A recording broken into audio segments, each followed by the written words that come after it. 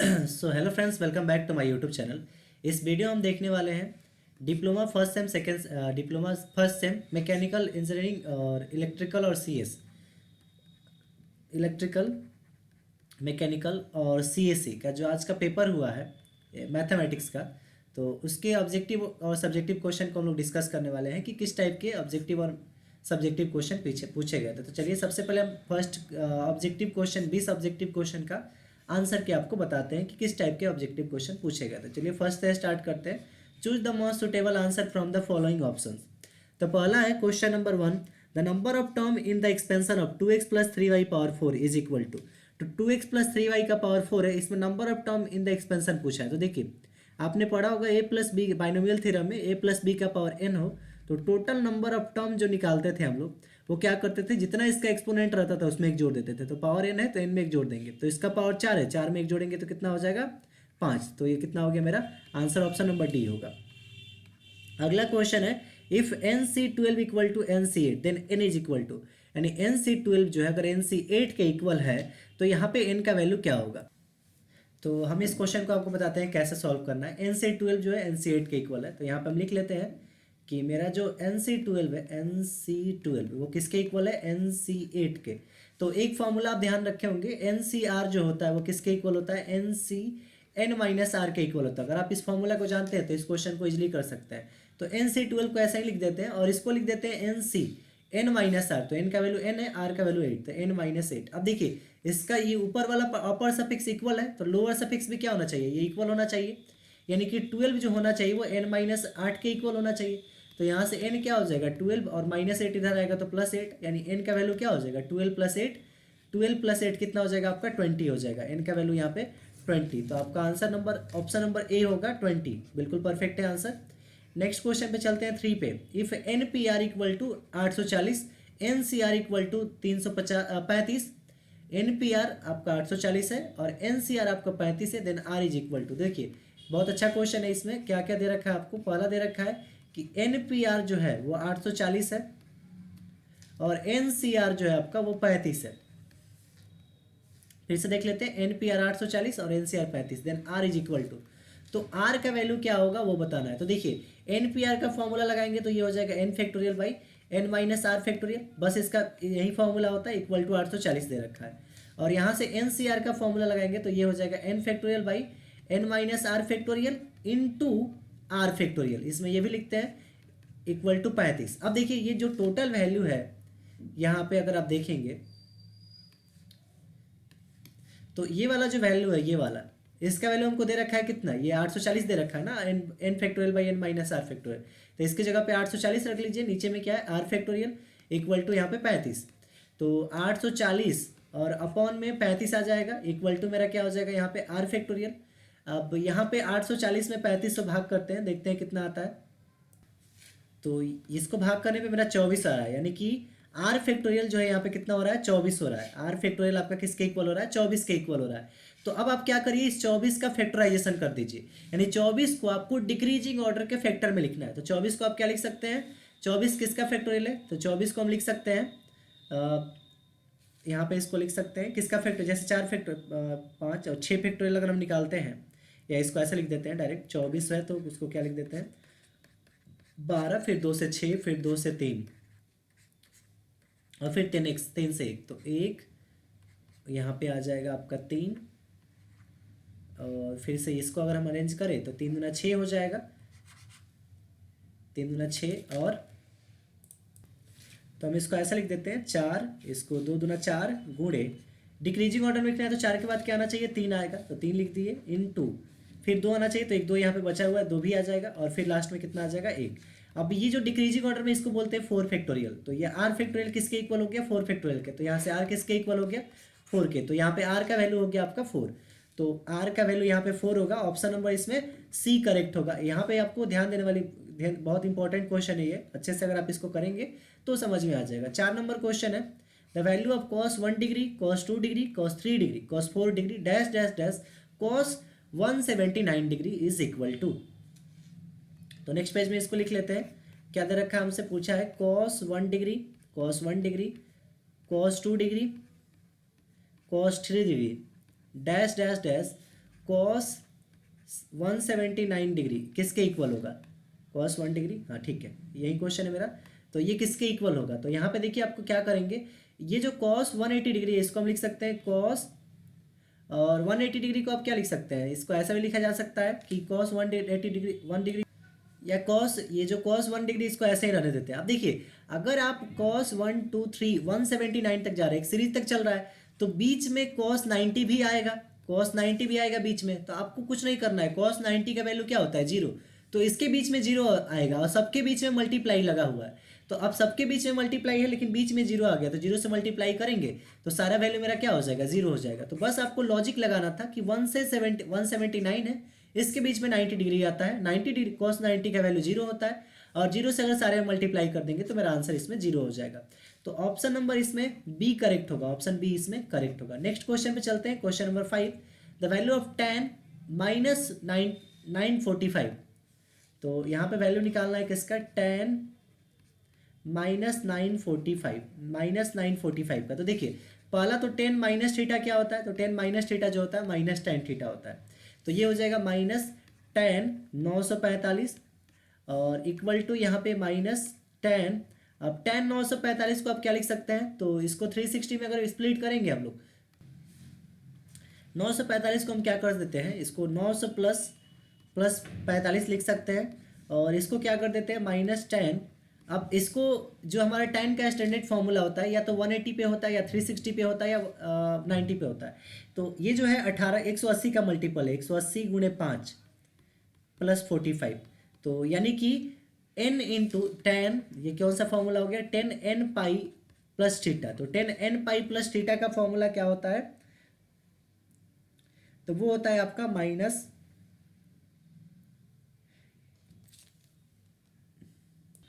वो आपका होता है tan थीटा, तो ये हो जाएगा tan थीटा के इक्वल। तो पहले से माइनस है और tan थीटा की जगह पे इसमें क्या आ गया? 45, तो tan 45, तो माइनस, और tan 45 का वैल्यू क्या होता है आपका? 1 होता है, तो -1 इसका आंसर आएगा, आंसर इज द -1। तो इसका आंसर क्या आएगा आपका? tan -945 का आंसर -1। ऑप्शन नंबर ए इसमें करेक्ट होगा, ऑप्शन ए इसमें करेक्ट होगा, इसको आपको ध्यान देना है। 5 नंबर का ऑप्शन है। 6 नंबर क्वेश्चन है, the domain of sine inverse x. तो देखिए डोमेन के बारे में बताया था, एक्स एक्सिस साइन, अगर साइन का अगर ग्राफ आप देखेंगे तो साइन का ग्राफ कैसा होता है? साइन का ग्राफ कुछ ऐसा होता है, और इधर माइनस इन्फिनिटी होता है, इधर प्लस इन्फिनिटी होता है। ये जो वाई एक्सिस होता है और ये मेरा क्या वाई डैश होता है, और ये मेरा एक्स एक्सिस होता है और ये एक्स डैश होता है।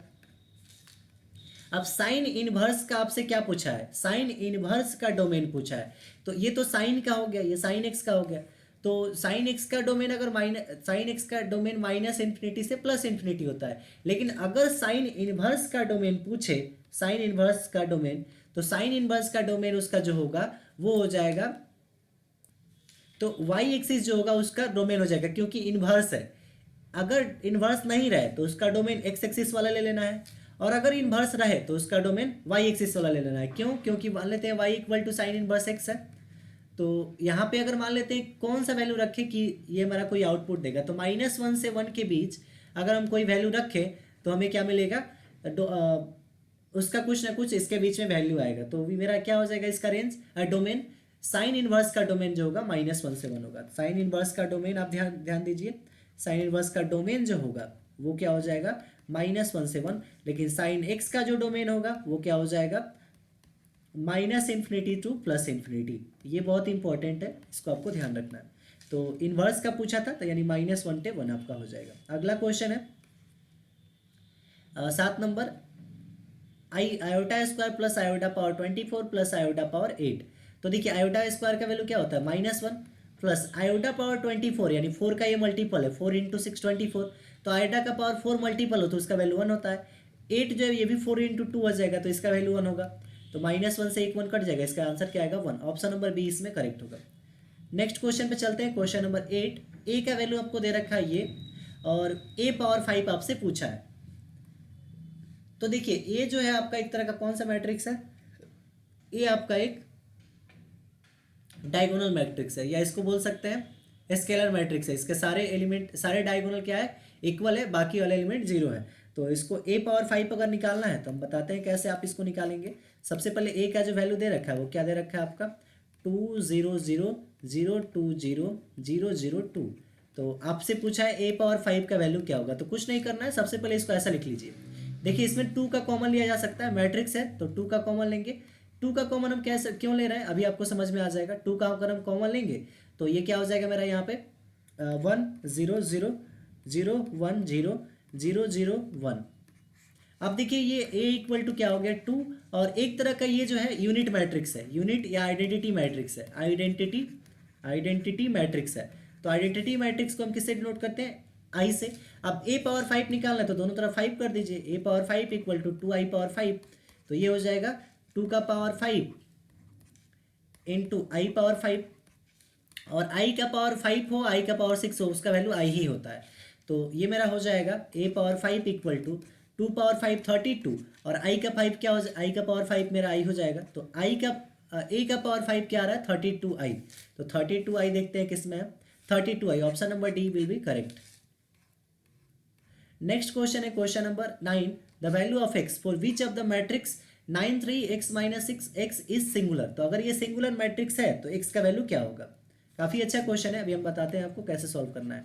तो आपके पास मैट्रिक्स दे रखा है 9 3 x माइनस 6 और x, 9 3 x माइनस 3 और x माइनस 3 क्या था, x माइनस 6 और x माइनस 6, और यहाँ पे क्या है x है 9 3 x माइनस 6 और x, 9 3 x माइनस 6 और x इज सिंगुलर। तो अगर ये सिंगुलर है, अगर ये क्या है सिंगुलर है, तो आपने आपको बताया था कि अगर मान लीजिए कोई मैट्रिक्स है और अगर सिंगुलर है तो उसका डिटर्मिनेंट हमेशा जीरो होगा।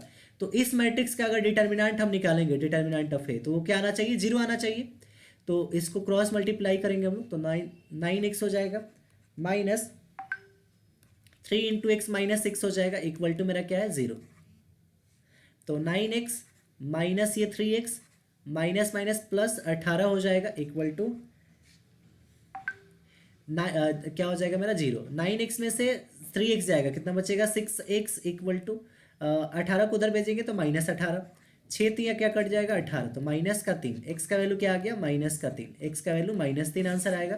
तो -3 इसका आंसर होगा, ऑप्शन नंबर जो होगा ए बिल्कुल करेक्ट होगा। नेक्स्ट क्वेश्चन है 10 number, if z equal to इतना then mod of z is equal to. देखिए z का वैल्यू आपको दे रखा है, तो z आपका क्या है 4 + 3 आयोटा है। तो मोड ऑफ z आपका कैसे निकालते हैं हम लोग, मोड ऑफ z अगर आपको निकालना है तो कुछ नहीं करना है, रियल पार्ट का स्क्वायर प्लस इमेजिनरी पार्ट का स्क्वायर। तो रियल पार्ट 4 है, 4 का स्क्वायर 16 प्लस इमेजिनरी पार्ट 3 है, 3 का स्क्वायर 9।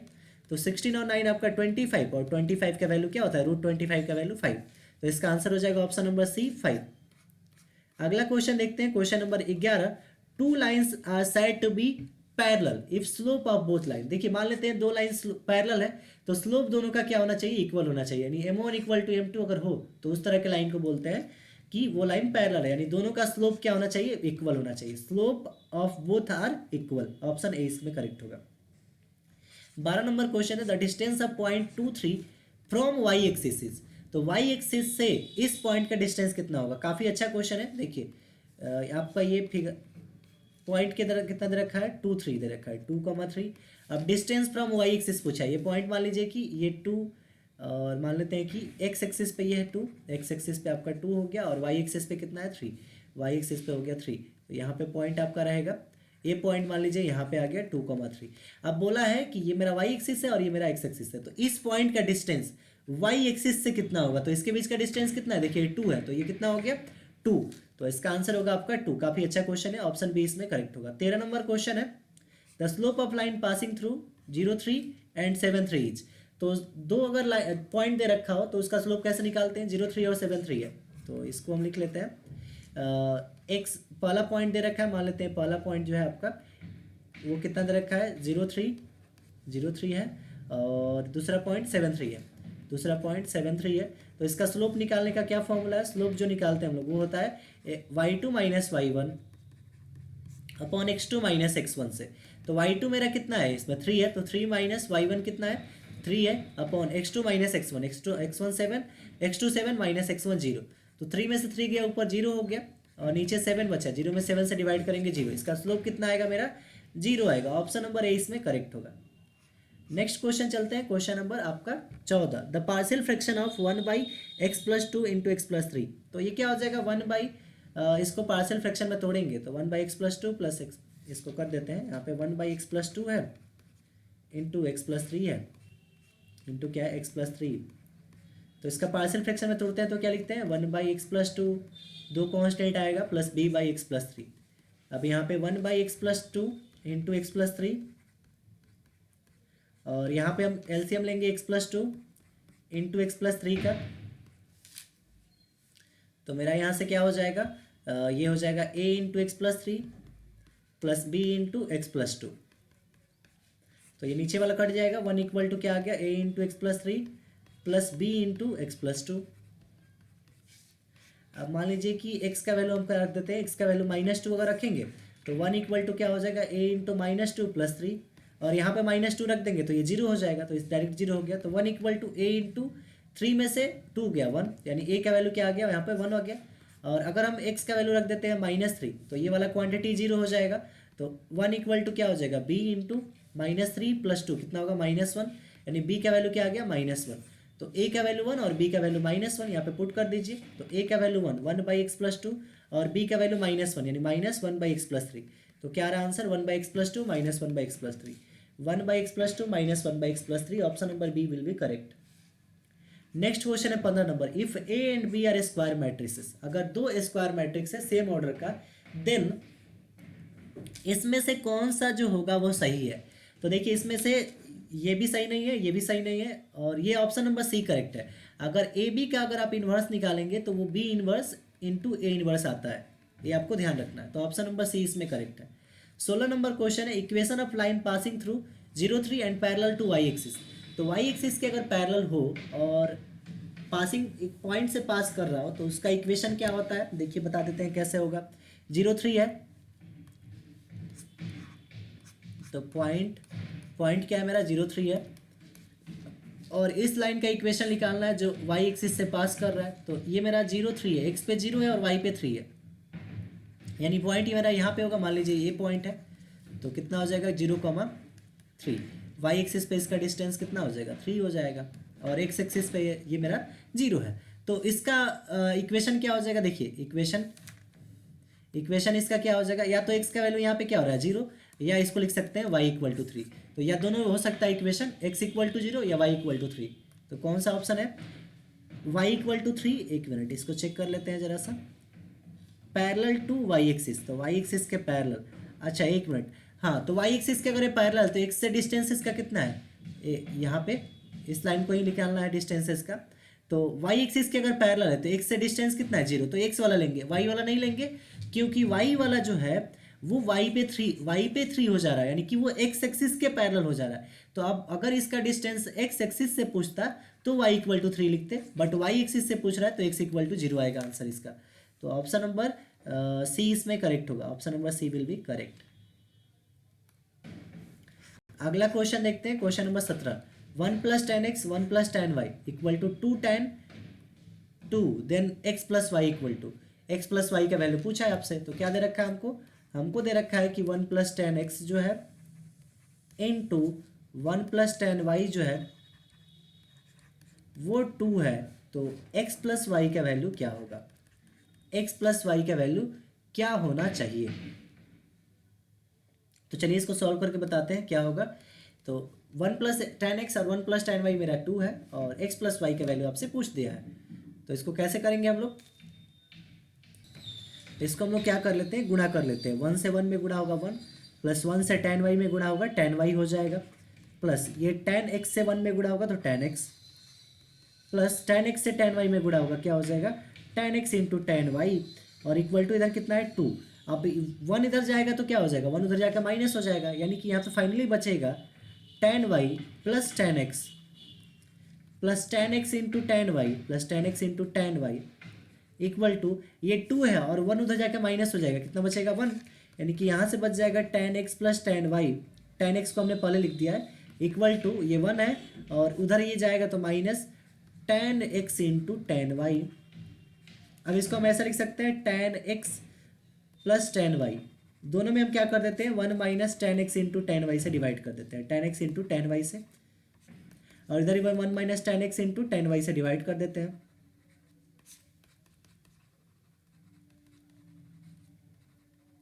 तो ये मेरा कट के 1 हो जाएगा। और ये जो दिख रहा है आपको ये वाला, ये फॉर्मूला है किसका, tan x प्लस वाई का, tan x प्लस वाई का। इधर कट के कितना आ गया 1, और 1 जो होता है वो tan पाई बाई 4 का वैल्यू होता है, यानी tan 45 का, तो tan पाई बाई 4। अब देखिए tan से tan दोनों तरफ छोड़ देंगे तो x प्लस वाई किसके इक्वल हो गया आपका, पाई बाई 4 के। तो x प्लस वाई का वैल्यू मेरा क्या आएगा, पाई बाई 4। आंसर नंबर इसका कौन सा होगा देख लेते हैं, पाई बाई 4 किस में है, ऑप्शन सी बिल्कुल करेक्ट होगा। अगला क्वेश्चन है question number 18, argument of 1 plus iota. तो आर्गुमेंट निकालना है किसका, 1 प्लस आयोटा का। तो 1 प्लस आयोटा का आर्गुमेंट कैसे निकालेंगे उसको देख लेते हैं। तो आर्गुमेंट आपसे पूछा है किसका, 1 प्लस आयोटा का। तो मान लेते हैं मेरा जेड जो है 1 प्लस आयोटा है, 1 प्लस आयोटा। तो मेरा एक्स का वैल्यू यहाँ से क्या आ गया 1, और वाई का वैल्यू भी कितना हो गया 1। तो यहाँ से अगर हम आर्गूमेंट निकालेंगे तो आर्गूमेंट कैसे निकालते हैं, आर्गूमेंट होता है वाई बाई एक्स, या इसको लिख सकते हैं ऐसे टेन, या इसका स्पेशल फंक्शन में लिख देते हैं tan inverse y by x. अब ये हो जाएगा टेन इनवर्स, वाई का वैल्यू मेरे पास कितना है, वाई का वैल्यू 1 बाई एक्स का वैल्यू 1।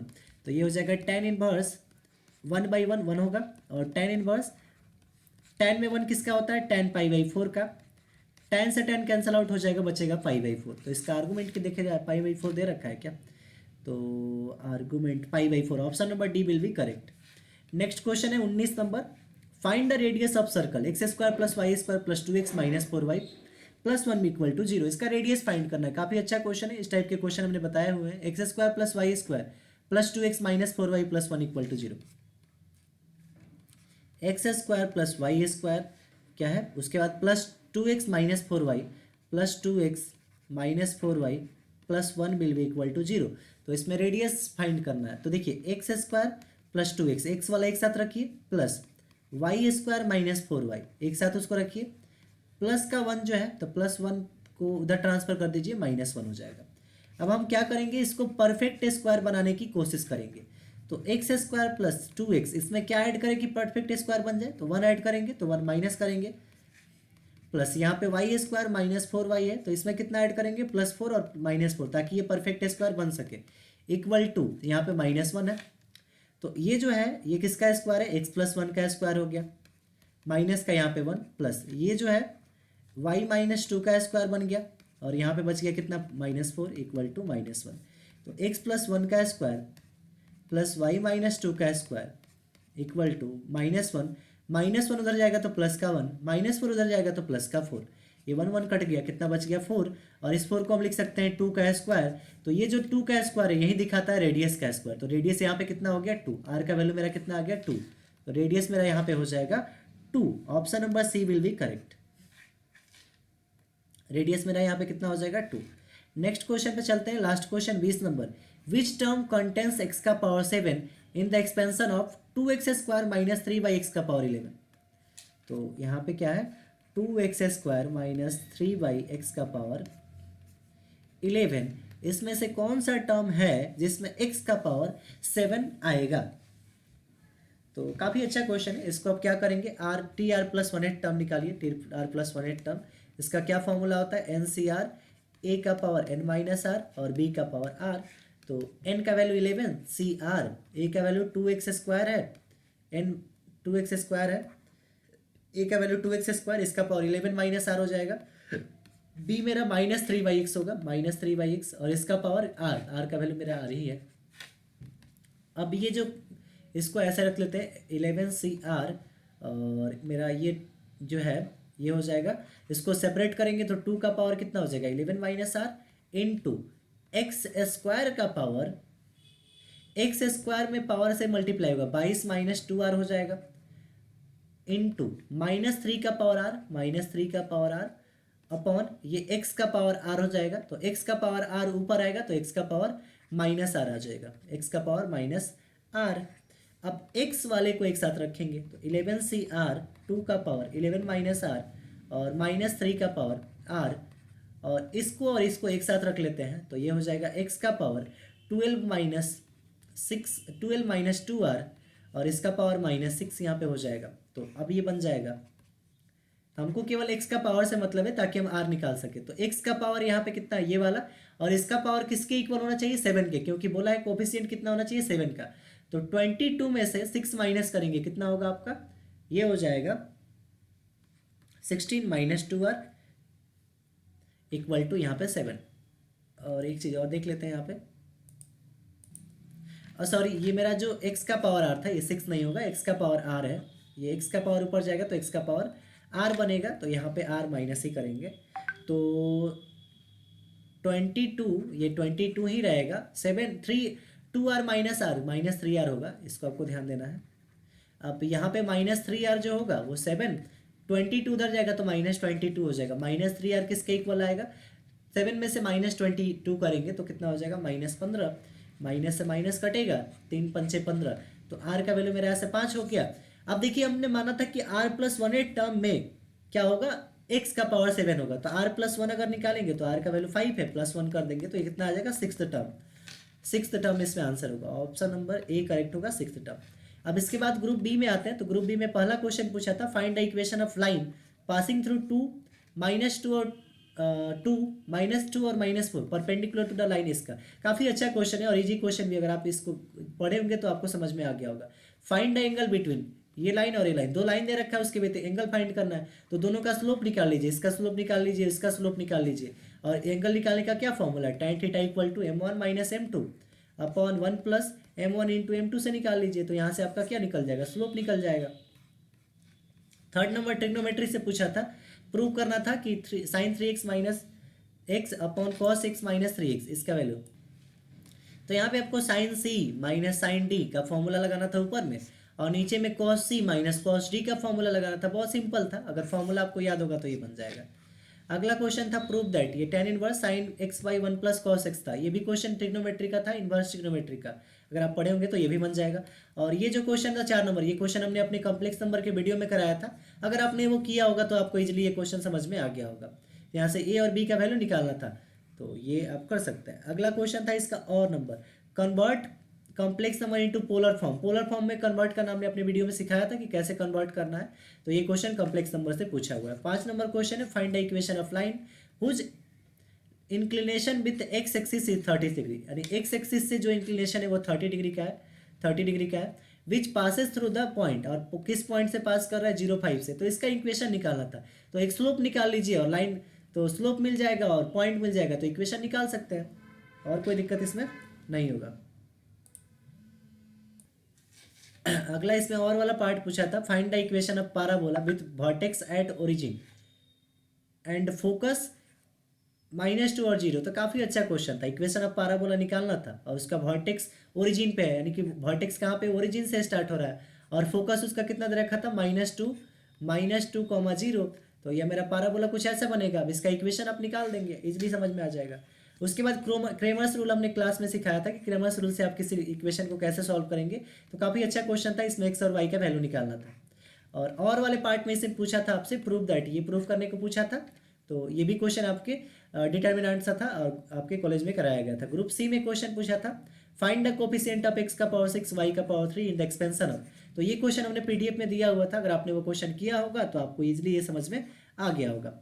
और वाला पार्ट में दिया था, find the number of different 8 letter arrangement that can be made from the letter of the word daughter so that all vowels do not occur together.